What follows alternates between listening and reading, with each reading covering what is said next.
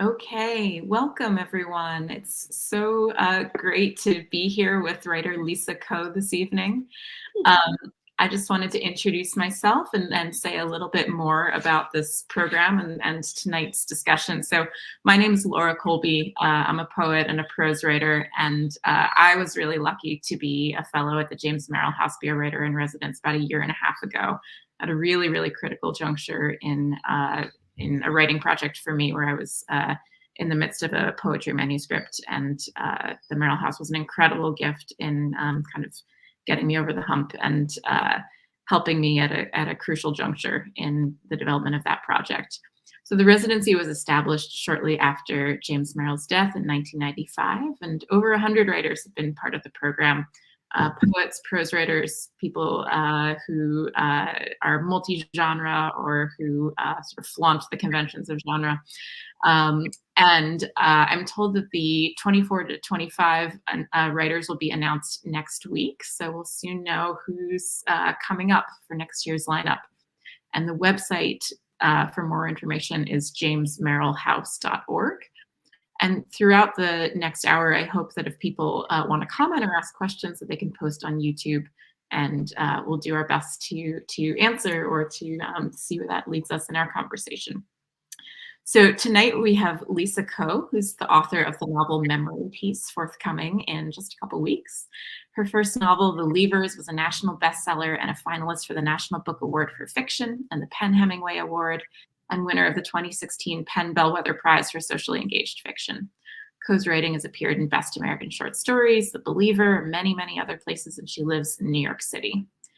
And in the front matter to Memory Piece, Lisa Ko writes to the reader to talk a little bit about the project, and says, Memory Piece follows three Asian American women, a performance artist, a tech coder, and a housing activist, from their 1980s childhoods to the art and tech subcultures of the 1990s, to a New York City of the 2040s, as they work to not only survive, but to live creative and meaningful lives in a world radically different from the one they were promised. How did we get here, the novel asks, and where are we going? And knowing this, how do we live? So if we can't solve that completely tonight, I urge you all to read Memory Piece. It's a brilliant novel. It's expansive. It's ambitious. It has incredible characters and many, many formal as well as kind of psychological and plot-driven surprises, which I won't spoil too many of tonight, but we can talk a little bit about the structure of the book, which I think is completely fascinating. So Lisa, I thought maybe I could start by just reading a short passage of your work that I really love, because to me it seems like a little bit of a key for understanding the book, and then we can open it up to your thoughts about that, and then I know you want to read a piece from the book as well. So there's a paragraph fairly early on where one of the characters, Giselle, who is going to grow up to become a fascinating and elusive performance artist, says, or is rather thinking, even at that age, before Giselle knew the words for what she was doing, before she gained familiarity with the lineage she might someday become part of, she valued process and practice. She wasn't thinking about how to make the most interesting collage, the prettiest painting. The physicality of making things, the performance, temporarily displaced how stuck she felt in this particular body, family, town, time. Like during what she referred to as the burger situation at the Ways barbecue, the Ways barbecue, when she'd been momentarily immune to the gazes and projections of others, and she had moved through the yard invulnerable, conscious and not conscious. This would become her private superpower, the ability to escape herself, to circumvent expectations. And I love this phrase, private superpower, in reference to art making, because I think the novel's very, very interested in what privacy really is and what power really is, and to what extent those things are possible in the 21st century, in our own moment, and then kind of the moment that we are heading into, but also whether art is something that shores up either privacy or power and kind of flaunts the kind of external constraints that would try to hem us in and try to subjugate. That the making of her performances is one methodology in the book that's kind of proposed as maybe an alternative power structure to the everyday one that we inhabit. So I'm curious for you about, you know, how you think about your writing, your art of writing, and what that has to do with either privacy or power for you, as well as you know, in the novel and for these characters, how are they wrestling with privacy and power, and how conscious were you of trying to sort of make an argument about kind of those sort of major philosophical and political topics as you were crafting the novel, versus did those seem to arise as sort of epiphenomena as you were just charting the path of these really incredible and interesting women? Mm. Wow, that's a great question. First of all, thank you so much, Laura, for being here tonight and for reading and engaging with the work and asking questions. And it's great to like be chatting with you again. And also just thank you so much to the James Merrill House for hosting me this past month. It's been a really incredible month. I'm here like on my last 4 days and feel very sad about it. But it's been just amazing to be here. And I'm here in James Merrill's study, and you know, every day I've been able to like walk to the water and play his piano, and get to so much reading and writing done. So yeah, and it's been exciting to see. I actually saw the final copies of my book for the first time like a few days ago. So this book is coming out in 3 weeks on March 19th. So yeah, you know, to answer, I guess, like parts of your question, this book took me, let's see, I started writing it in 2016, and now it's 2024. So it's about like a 7 to 8 year period. And I don't think I ever like set out to write about the themes that readers are then able to glean from the finished work. And I also love that because it's like when readers are responding to work, they always make the work sound so smart. And like, so, you know, and like sometimes, at least for me, when I feel like I'm starting to write something, it feels like I'm just going into like the deep woods for like 5 years and like, you know, and just wanting to write like a mood or like, you know, just I don't know, just like wanting to write really about just like childhood collaborators making art before they even realized what art was. And I think part of that was also just coming out of some of the questions like I was thinking about during the time.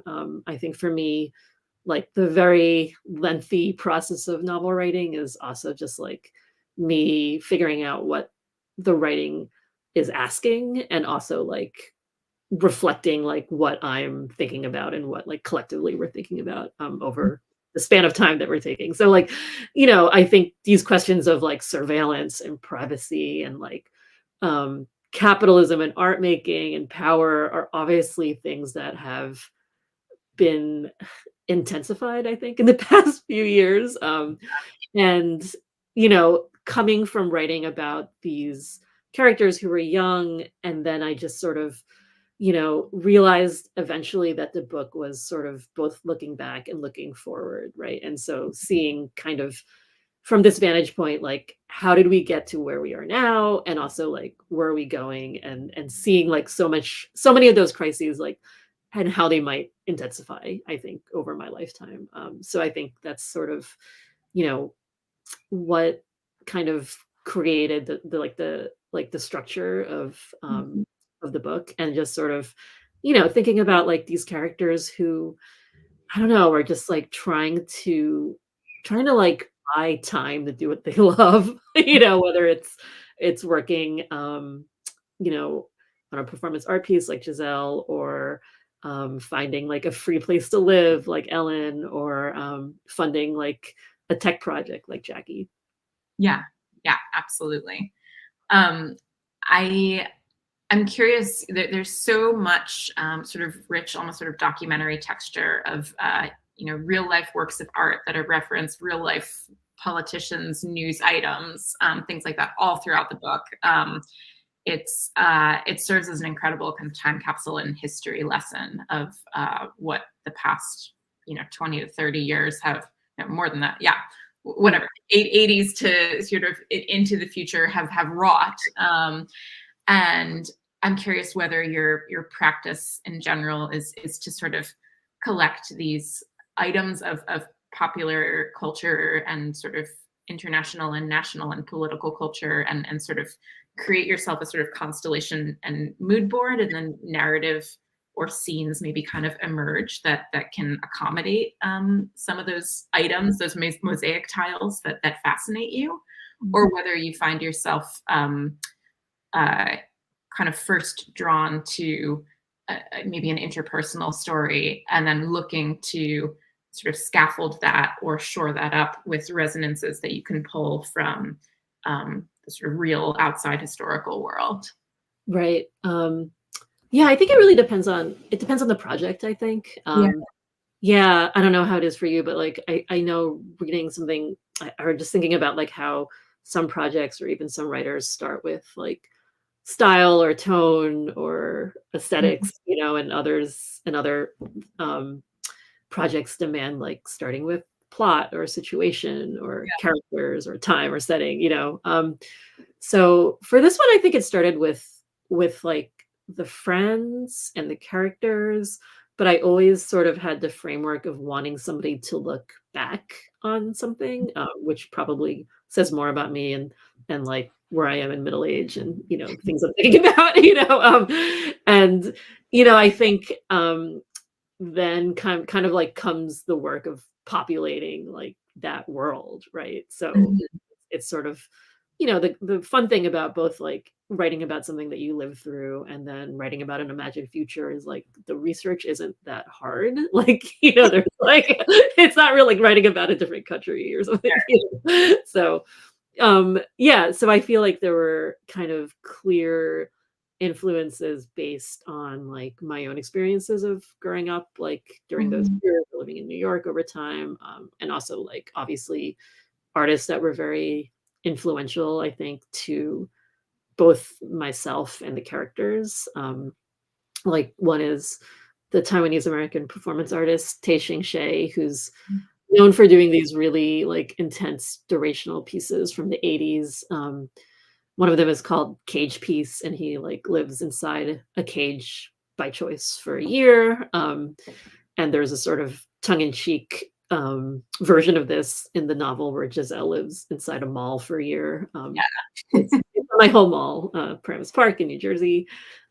He also does like a performance where he punches a time clock every hour for a year, meaning he never sleeps more than an hour at a time, which Yeah. is really intense. But yeah, anyway, so a lot of his work really sort of defines like or sort of like puts into question like these relationships between art Mhm. and capitalism, that the characters also engage in. Mhm. Yeah, and both he and your character also sort of make art out of disappearing from their art for a while, which is, you know, a maybe in some ways the most radical gesture of all. I Non know.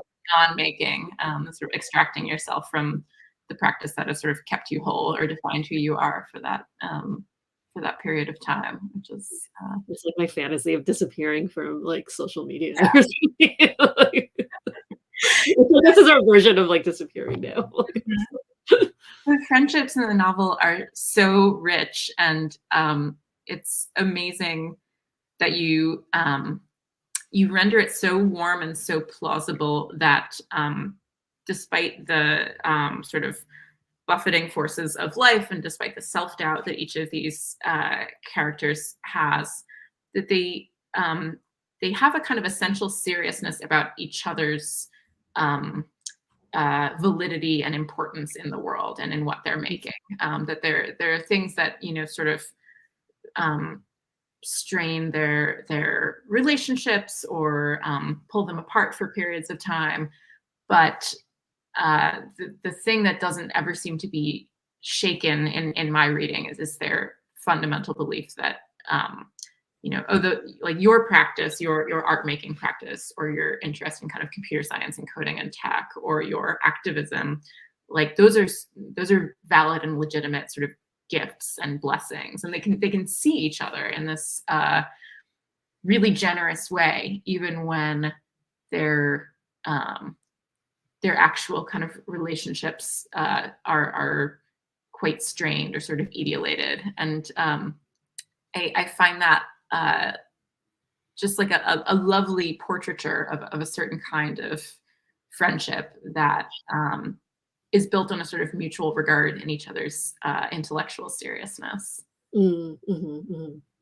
Um, I Yeah, I think there's so much literature about friendship and about female friendship, and there's so many choices that an author can make in terms of the sort of psychodynamics that you want to sort of bring into your triad of characters. But I'm curious, for you, what's interesting about writing friendship as opposed to Mm, obviously your previous books were also very interesting. Your previous novel was very interesting, like a parent-child relationship or adoptive parent-child relationships, and there are erotic relationships in the book. And all of those things have uh, capaciousness and heterogeneity within the structure of that fundamental dynamic. But it seems to me like there are certain other possibilities that are presented by really exploring what friendship is. And I wonder if you want to talk about that at all. yeah, I mean, it's a great point. I think I really wanted to write specifically about female friendship, but also to your point, like a friendship that between people who were really obsessed with their work. Yeah, yeah, Just like, make a deliberate choice to write about female friendship that wasn't centered on, like the Bechdel test of like wasn't centered around like the underpinnings of like heterosexuality and like who you dating and like stealing your boyfriend, and all the kind of like right. stereotypical like ways that and in real life that these things play out. So, it's sort of like it's a reflection of like the kind of friends that you have, that I know I have, in real life, like have met, just in some ways through chance, at a young age and sort of appear, in and out of my life at different times.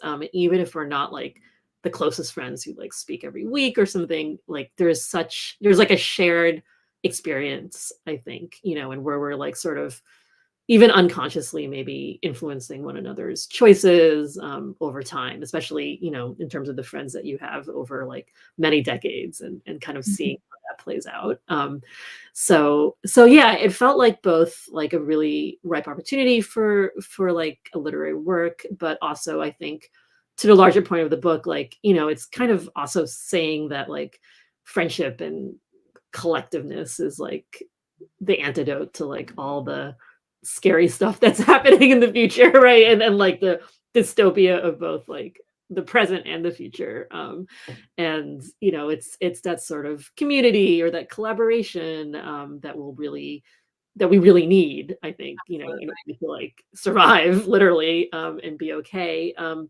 And I think also as somebody who just doesn't have like a very vast, extensive biological family, who's not a parent, it's like the real knowledge that those relationships are as important, and can be as important. Like chosen family can be as meaningful, obviously, as like parent-child relationships or sibling relationships, and to sort of just like show that, and to like, Yeah, yeah, and to have fun with it too. yeah. I mean, definitely as meaningful, but maybe there are fewer archetypal templates, or the templates don't feel as hard or as codified as Mhm.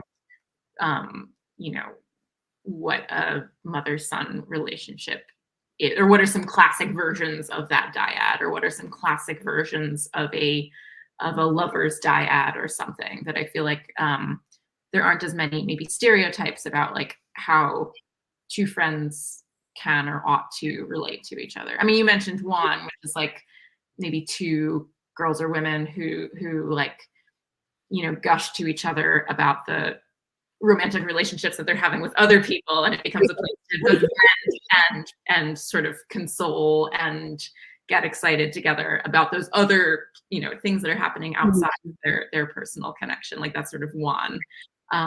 And yours is the friendships in your book are, as you say, kind of less that and more really uh, about sort of the life of the mind. And although, I mean, there are erotic components in this French, I don't want to reveal too much about where things go in the book necessarily, unless you want to, uh, but they're so very much drawn to each other's imaginations and intellects and each other's toughness, Mhm. in a way that's Yeah, like, it just feels important to, like, write I don't know, write women who just get to be all about their work, and to write, like, art monsters, like, in yeah, in the form of women, instead of sort of the way that, like, I know I was socialized to be, to just to, like, be, like, a muse or an observer, an audience for, like, somebody else's work, yeah, right? yeah, yeah. Or a sort of dissector of feelings and sort of, and Mm. then the sort of meta iteration of like dissecting the dissecting about the feeling,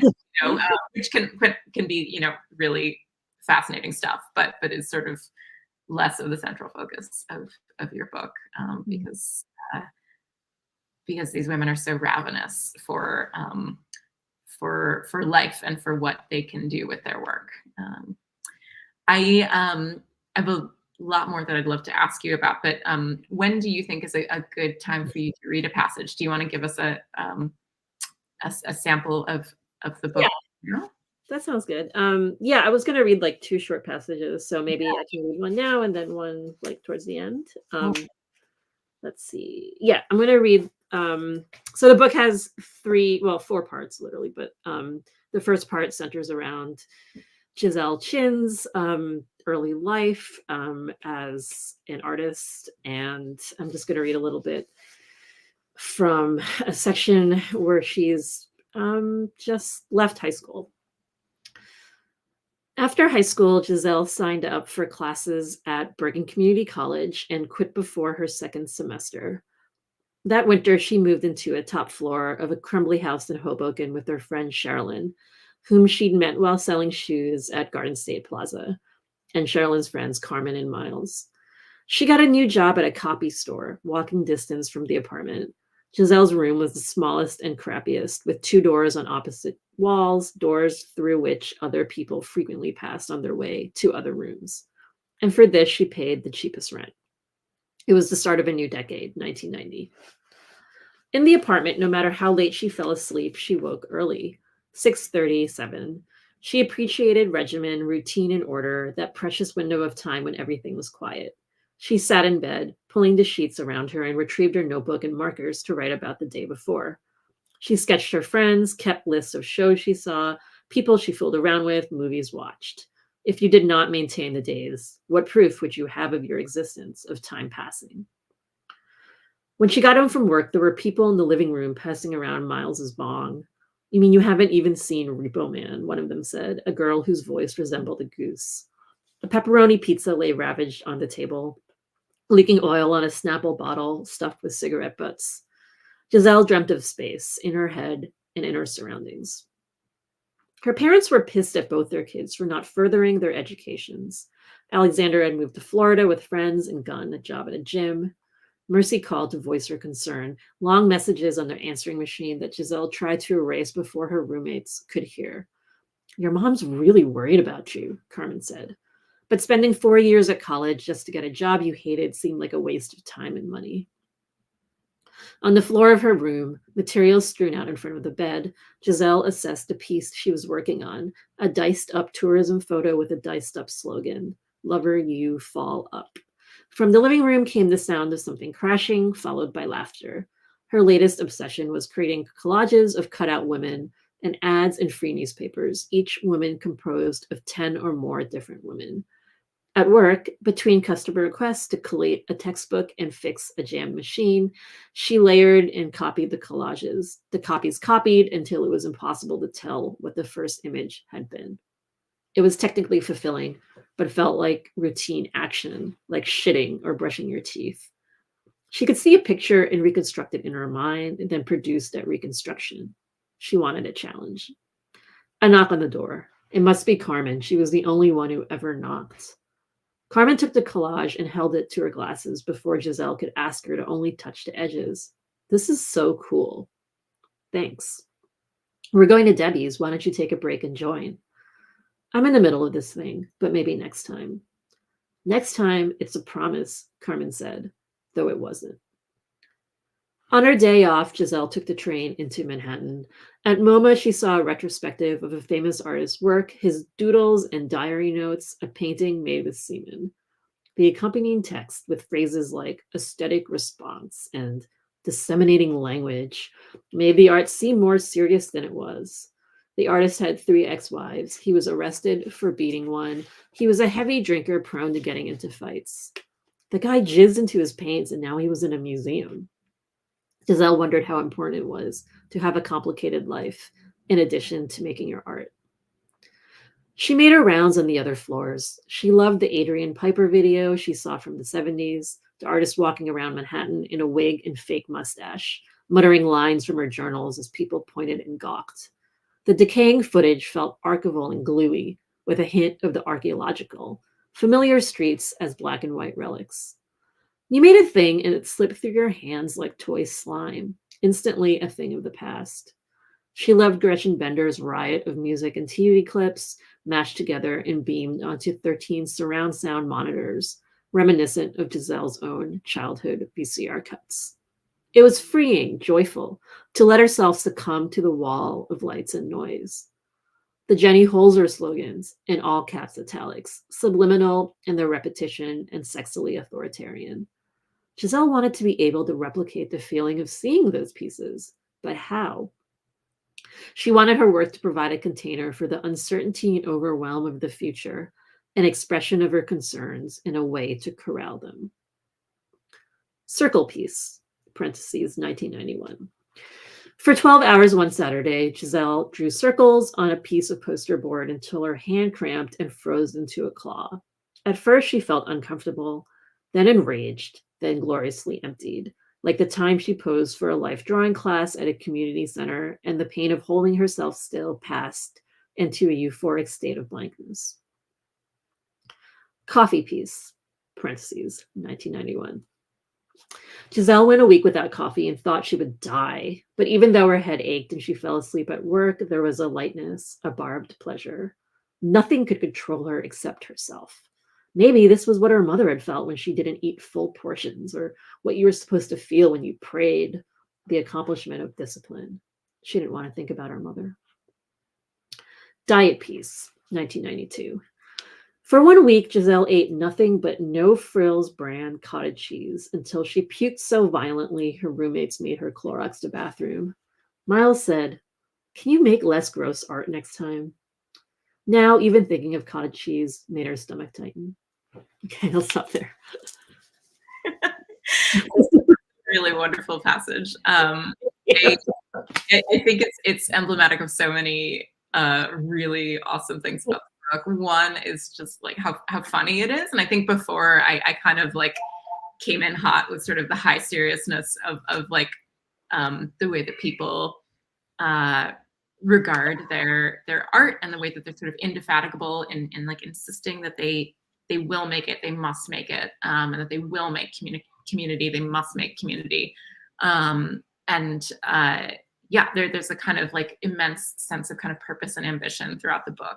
And also it's a very funny book. And there's lots of, yeah, just wonderful moments of like physical comedy or people like trying to be extreme or cool or trying out a look or a pose, and it doesn't always fly. But it's like very much like the spirit of adolescence and young adulthood and experimentation. I also noticed that passage brings up something that happens a lot in the book, which is the characters are faced with actual structural scarcity or a kind of narrowing of horizons. And then the choice is, what do I do with that? Can I sort of aestheticize that or sort of make a game out of that and sort of subvert the constraint by turning that into a performance or a gesture or a sort of punk, sort of rebellion that sort of marks my cage, but also does something else with it. And in that passage, it's sort of it's existing in a sort of like awful apartment setup, but then also in these possibilities that she's seeing at MoMA, or the pieces that she's dreaming up for herself of, what can I do about, the oddness or precarity of my life, or the things that I um, maybe don't want to face or have a hard time reckoning with, things about like body size or mothers or family. How can I turn those um, potential horrors or things that would sort of sap my strength or power, how can I actually kind of throw them back at the world as art or as something new or different? And even your non-artist characters are kind of often doing that, trying to sort of perform that kind of magic trick. Uh, Mhm. yeah. Yep. Sorry, I'm trying to think about a question on that. I'm going to respond to that in some way. I can talk about it if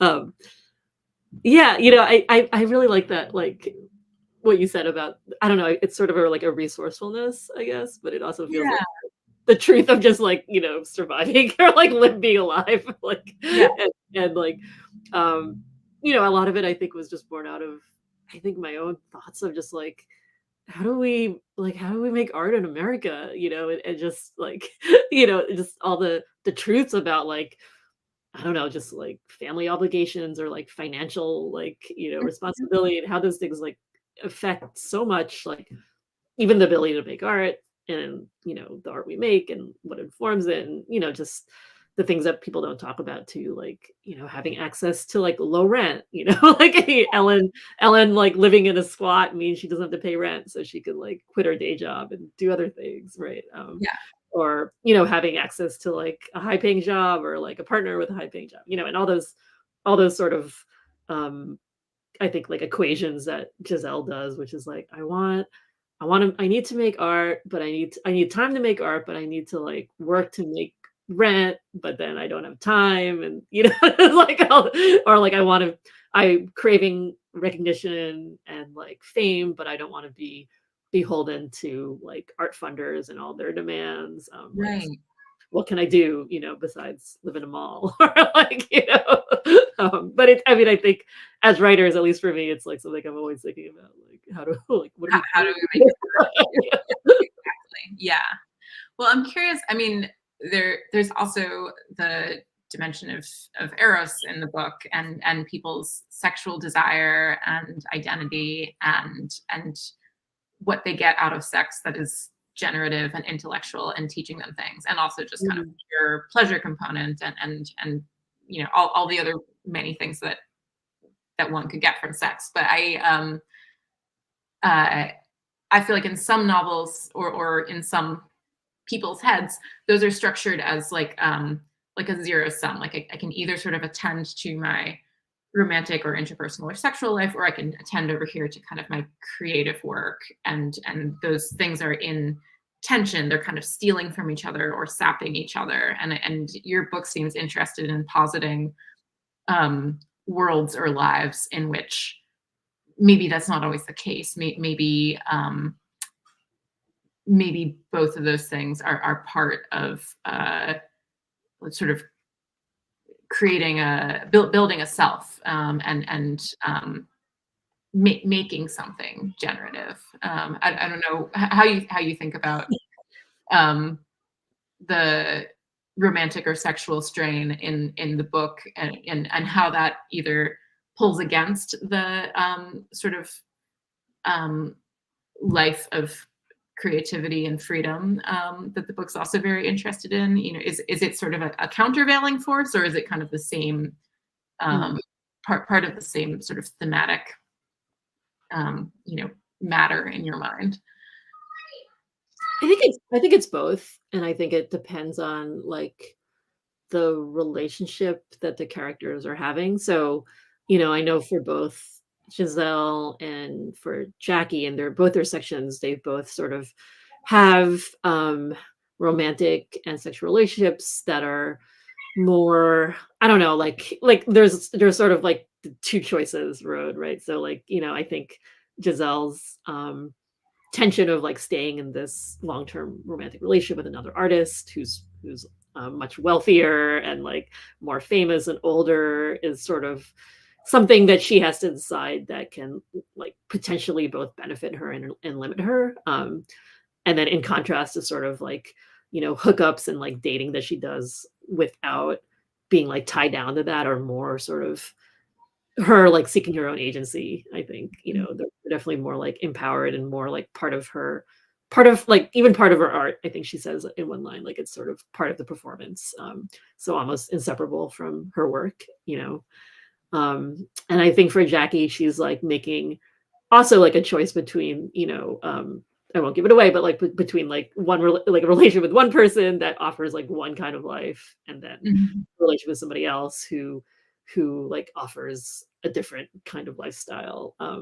And I think, just like sex is so telling, I think, and also Mhm. like, being a writer, like the sort of puzzle of like writing a sex scene is something that's like I don't know, such a great challenge. I think this is like imagining this kind of world for your character, and like what would they want, what would they not want, like who would they be, and how does that differ, how is that the same than how they are in other situations, right?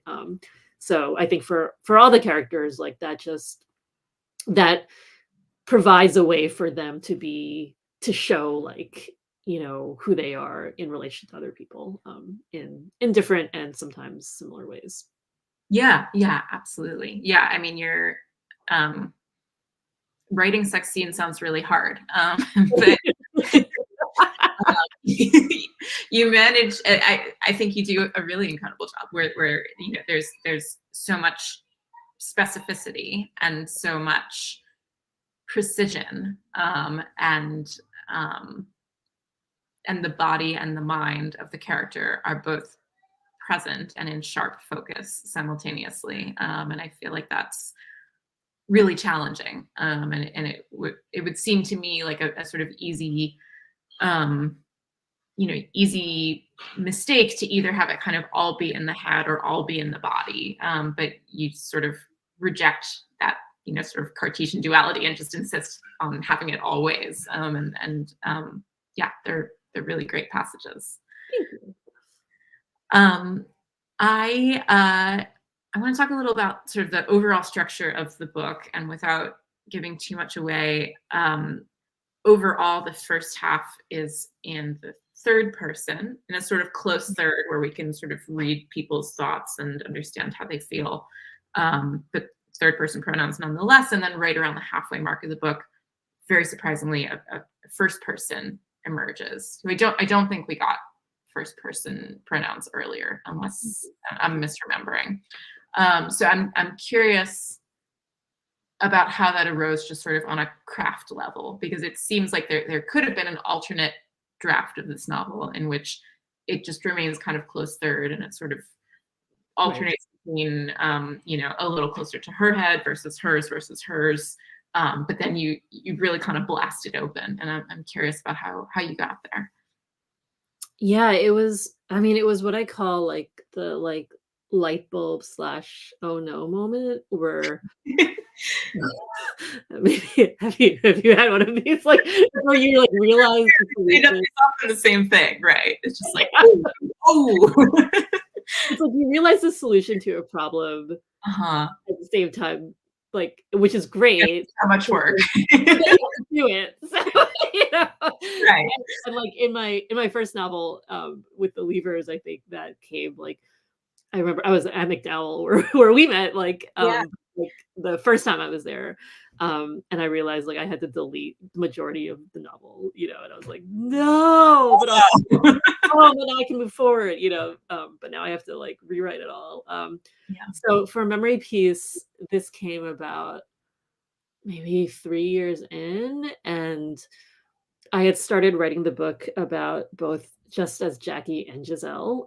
The original working title was Jackie and Giselle, but Ellen was this character that kept like horning her way into both the character narratives. And Yeah. at some point, I realized like, oh, she's not just like a fun friend. She's like the third protagonist. Yeah. And then that sort of allowed me I don't know, I realized then the book also had like a longer time span, that it wasn't just about these friends, but also about like these different industries and like kind of what changes over time, and so all these things sort of fell in place when I was like, there's equal weight to all three of the characters, to like their different, to like the tech world, the art world, and like the housing, real estate industry world that they each of them sort of represents or takes part in. So realizing that, to answer your question, like kind of made me realize that the novel, in a way, is like a message that's being presented to Ellen from Jackie and Giselle because of these themes of memory, which are Yeah. very important to the book. Like she's sort of living in this future time that's not that far away, where Mhm. that not that different from now. Like certain histories are being censored. The state doesn't want us to like talk about certain things, and like memory is sort of a liability, but it's also something that, Ellen and her friends need to use, like to like derive strength from, like, Mhm. learn the past to build a new future. Um, so yeah, so Ellen as the first person is sort of learning indirectly from and remembering like the pasts of herself and of her friends, in Mhm. order to sort of figure out where to go next. Yeah, yeah. Um, I think that shift is really startling in a great way, because we had sort of accustomed ourselves to a certain kind of rhythm and pace and set of expectations for the novel, and then all of a sudden we realize, oh, it could also be this whole other thing, which is amazing. And also in the second half of the novel, we start to hear about what the imagined future is, in the world of these characters, and it's one of a sort of policed or militarized kind of hyper surveillance state, and grossly exacerbated inequality even beyond the just like horrific inequality of like 2023 in real life, but like in the 2040s it's kind of exponentially gone off the rails. Um, and uh, many people are sort of oppressed by the system, but there are also many ways in which people are finding alternative structures and forms of sort of resistance or rebellion, under those constraints. Um, but one thing that I think is really deftly handled in your writing of this future is that you don't do like a ton of like world building about like, well, this person became president and this law was passed, and like like this is how we got here, and like and now the laws are this, and the constitution doesn't exist, or like whatever the thing is, like there's just like not a ton of like exposition about like how this world actually operates or how we got here from the 2020s to like this moment, and you leave the reader to infer so much and to think about, well, do I find this plausible or not, based on how they sort of read the present moment. So it's kind of this remarkable, generous act of trust in the intellect and curiosity and maybe political thoughtfulness of your reader, that you just kind of give them a few brushstrokes and ask them to kind of fill in the rest of the composition on their own. So I'm curious, I guess, about like um, trusting the reader, leaving out certain details in the book so that inference and kind of participation has to be done by the reader in order to sort of make that leap. Um, and do you find in your practice that sort of do write more of that exposition and then strip it away, or do you feel um, like you can sort of make those leaps and feel like the reader will follow you, or how do you think about the reader? Maybe I need all of those questions. Do you think No, about no, the that's great. Um, yeah, I know it's hard to write about the future, yeah obviously. I don't have it yet, but also like, yeah, I don't know. Even what you said is, about like the reader responds to the future differently based on the response to the president, right? Which makes Sure. sense. It's Yeah. something that I've noticed too, and sort of like, in writing this book, there's been so much like apocalyptic fiction and media coming out. Surprise, surprise, because this is something that's on our minds. But I'm always kind of like, I'm just always so interested in how people envision the future and like what I feel is missing sometimes, and yeah, and just having also gotten different responses to the world of the 2040s, which I find kind of fascinating. Some people are like, this could never happen, and others are like, actually, it's not violent enough, Right. right? And like, you're right, it probably isn't In violent. the late 2020s. So Yeah. like So, yeah, and I know sort of my own, like, there are definitely things I didn't necessarily address, partly because if they're wrong, it's, like, more obvious, right? Or, like, we don't necessarily know how things will play out, right? So, Mhm. I don't know, I feel like it's sort of, like, not people, I don't know, not feeling ready to write fiction about the pandemic because we haven't Mhm. necessarily seen like how things are going to play out. I mean, we can imagine, but like, or it feels too like close or whatever. So yeah, in that way, like it feels easier to sort of just not fill in all those blanks. Even though I think in my mind I could sort of, not necessarily like in terms of a year by year thing of how things happen. Like kind of I tend to like write a lot and then like delete and strip things away. Yeah. Yeah, yeah. Um, I don't know if we're gonna be held to 6 p.m. Eastern Mm. or, This the is original hour. Um, how about this? You wanted to read another passage. Let's make sure that we definitely make time for that. Okay, we'll read another passage and yeah, that'll definitely read. All right, so I'm gonna just read a little bit from the second section, which is Jackie's section, and she is, let's see, this takes place in the summer of 1999, and Jackie is working for a startup.com called Wonder, which delivers goods on bicycle. I don't know if anyone remembers like Cosmo or Urban Fetch from those years, but they're like the predecessor of Seamless or Uber Eats. And she's doing it to fund her own passion project, which is like early blogging software. Summer. The end of the century is 5 months away. Wonder gets its Series B funding, 30 million bucks, and blows 100K on a party. Def Fam, Failure Son, Paper Tycoon, founder and CEO shouts into the mic, dark hair in a ponytail. 4 jumbotrons are beamed at the bleachers, each with a cartoon Wondernaut. Except instead of a guy on a bike with cargo shorts, it's an animated fox with cargo shorts dressed in a lime green Wonder vest. The section that cheers the loudest wins. Marketing roars, biz dev and creative make valid, strenuous efforts. The louder the screams, the faster the animated fox bikes. Beads of pixelated sweat, firing from its forehead, legs a light orange blur. And there is laughter, as if it is funny. Jackie Ong, delinquent daughter, cocky dreamer, director of web technology, sits with the rest of the web team. Louder, Death yells. Shout like you know IPO is coming. Someone in front, Jackie can't tell who, says, Wonder. It's not enough noise to even get the fox to move. The cartoon stays still and blinking, an accusatory cursor for a typed command. This is hideous, Jackie says to Ashok, systems engineer. Well, you're not drunk enough. Ashok's lime green cup is half emptied of vodka punch, also lime green, from the plastic cauldron at the party entrance. There's a green stain on the front of his polo shirt, a drop of vodka on his goatee. What's the prize anyway for yelling the loudest? What's the cost of dignity? Mike, programmer analyst, whose bald spot has been semi-blocking Jackie's view, turns around. I hear it's a mountain of coke.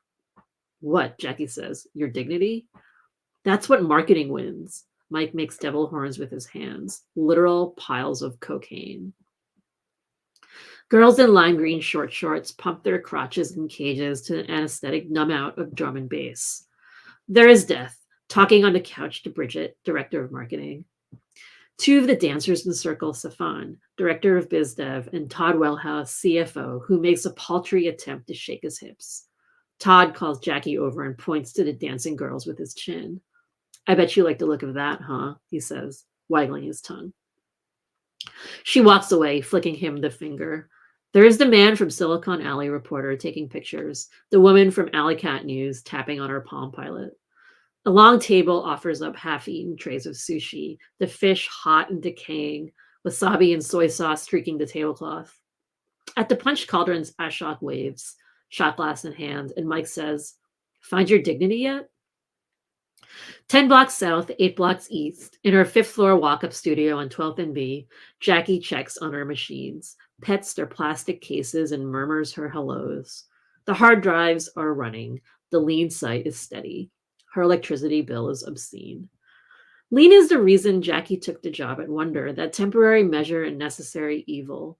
Lean began as a script Jackie created to upload entries to her website and became a service people used to publish their own web diaries, a personal public digital archive of one's life. To use all the features, you needed enough pre-existing knowledge to make a page on your own instead of the bloated junk code of Dreamweaver. That filters out the cam girls and finance bros who solely know the web as a mean for making money. The VCs helpless in the event of a server crash. Lean is a prize for those who still believe, despite the end of days desperation coursing through the city, even for the ones who came as late as 96. The end is near, the EarthWeb founder had said in this year's Silicon Alley keynote. But Jackie knows he's wrong. The end already happened. But maybe a new thing can rise from the ashes of the dot-commers, like the sturdy plants that survive and rebloom after a fire destroys, clearing the air so that what remains are the strong and the true. Perhaps a fire is necessary, a controlled burning. Lean is up and running, but isn't done, isn't as good as Jackie can make it, and she knows she can make it great. She needs money to buy time so she can focus on building new capabilities rather than answering help requests. In her cube at Wonder, wasting her days making a website so that rich stoners can get people with less money to deliver things they could easily get at the bodega on the corner, she thinks, please don't let anyone beat me to this. 6 months tops, Death had said when he was selling the job to her, and we'll get IPO and your stock options will be worth a ton and we'll reorganize the staff and you'll have money to do whatever you want. It has now been 4, and Jackie is determined to stick it out. She doesn't want to sell the company or make her users pay. It's not so bad working at Wonder. It's a job. It's fine. All right, I'll stop there. Yeah, I think one of the things I was thinking about in that passage is there's obviously such meticulous granular detail about what it would be like in a tech startup, or kind of living in the dot-com bubble. And as far as I know, those haven't been chapters in your life in a deeply personal way, or am I wrong there? I sort of worked in the dot-com bubble, but I worked at a print magazine about the internet, so I wasn't like literally there, but yeah, definitely like knew people who Yeah, worked in the yeah. industry. What's it like to write with sort of intricacy and veracity about like a specific kind of subculture or vocation or discipline that isn't writing or art making, that has its own kind of culture and its own norms and lexicon, all that stuff? Well, I guess the nice thing is it doesn't necessarily feel that self-involved because it isn't about art making. Like it's why I always feel very, I don't know, like allergic to writing about writers, even though sometimes I like reading about writers. It's like so yeah, it's fun, I think, to write about something that I haven't necessarily experienced or a different industry, and to sort of like research it. Mhm. And it's also sort of like the bonus point of it happening in the past is, I think there's definitely, I mean, definitely around like the early web industry, there's a lot of absurdity, about it now. Just remembering how, or even just as like an early adapter and someone who had like a web diary in the 90s. And I don't know, I feel like people really thought that was going to change the world. And it did, But, I think it's become obviously a lot more ominous. Like, nobody really foresaw, like, what could happen, right? Right. Oh, yeah, it's different, all right. Yeah, yeah. Right? And, there's, like, a scene where, I don't know, like, the company Jackie works for, like, there's a scandal because they're, like, stealing customer data, and that was, actually, like, ethically wrong at one time, and now it's sort of obvious. Like, obviously, they're gonna steal our data, like, Right, obviously, they're recording us, like, obviously, they're reading my texts, it's like we just take right. it for granted, right? Yeah, right. No, we've become so jaded by the expectation that, of course, we have no privacy and everything about our lives is gonna be stolen from us. Right, like, we just, like, slowly, like, I don't know, it's also we've given more and more away, right? And, Yeah, all that stuff is like, now yeah. see my eyeballs, like, "Alright, here's my fingerprint," yeah. Um, I'll just say to our, viewers that this is kinda your last call, last chance to get Yes, so in if ask you'd questions. like to, otherwise I will continue to monopolize Lisa love doing. Um, yeah, did you say that you used to keep a web diary? I did keep a web diary. Yeah, did you ever have a web diary? Or, like, No, early I didn't. But I'm fascinated by diaries in general, Mm, but particularly, I mean, the idea of one that would be, were you just kind of, like, releasing it in real time? And how do you think was that before you really thought of yourself as a fiction writer? I was writing fiction. I mean, I was, like, maybe in college or right out, so, I don't like, it feels like the sense of identity formation that was available to us at that point, and nothing much has changed around that in terms of, like, young people wanting to, like, brand themselves and, like, show a version of their life that is very, or, people of all ages really, that is idealized. Yeah, but it was like a web journal on a website, and pre-algorithm, pre-social media, like, you just, like, found people's websites through, like, a links page on them. Yeah, Like, it's like that. I don't know, that seems so long, so I think right, the, level of sort of, informality versus formality, that border being very porous in the early 2000s, and, the, idea of kind of spontaneity and improvisation as being a critical part of, art making and freedom. I think your novel just evokes that era so specifically, Mm, that it felt like everything was about to be leveled and right. that you're going to be living in a world of complete creative horizontality, Mm. which turns out not to have shaken out. But Right.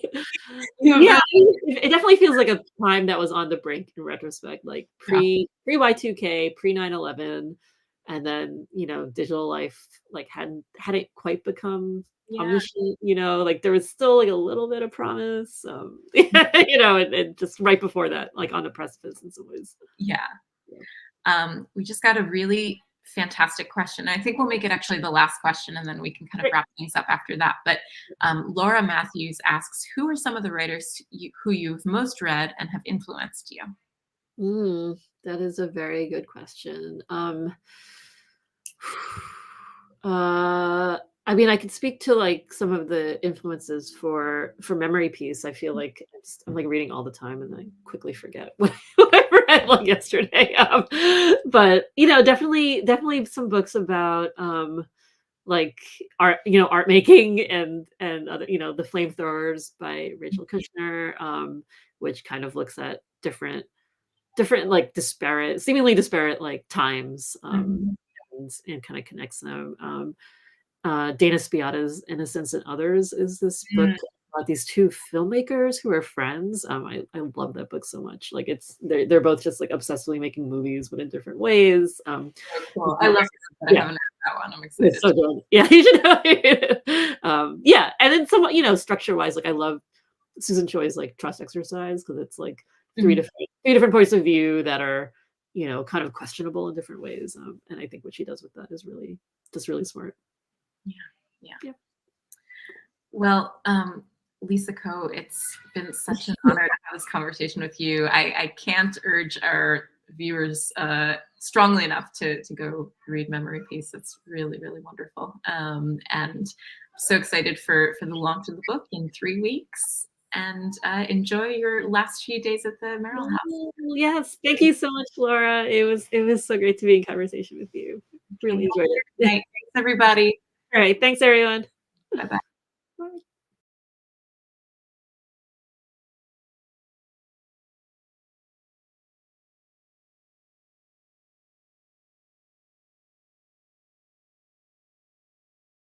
So, hi.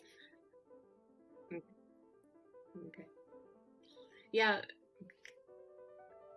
Thank you so much, Bergen. It is lovely to see the James Merrill hidden study of 107 behind you. It's very nostalgic. Yes. Yeah. Thanks so much. So this is my new book. It's called The Math Campers. My own novel. It's called These Women. It looks like this.